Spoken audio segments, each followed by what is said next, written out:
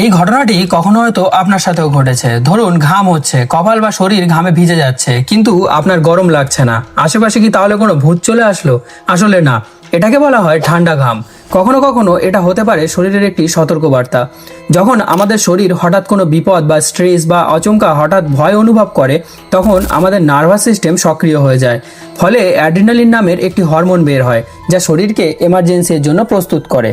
ঠিক যেমন ভোটের সময় বা কোনো জরুরি অবস্থায় আমাদের গ্রামে গ্রামে সিআরপিএফ জওয়ানরা চলে আসেন কোনো খারাপ পরিস্থিতি বা বিশৃঙ্খলা হলে তা সামলানোর জন্য। এই অবস্থায় বাইরে গরম ওয়েদার না থাকলেও আপনার শরীরে ঘাম হতে পারে। এটাই হলো ঠান্ডা ঘাম। ঠান্ডা ঘাম বিভিন্ন কারণে হতে পারে, যেমন তীব্র ব্যথা বা হঠাৎ করে চোট পেয়ে যাওয়া বা হঠাৎ কেটে গিয়ে অনেক রক্তক্ষরণ হওয়া, ভয় বা অ্যাংজাইটি, লো ব্লাড সুগার বা কখনো কখনো হার্ট অ্যাটাকের মতো গুরুত্বপূর্ণ অবস্থায়।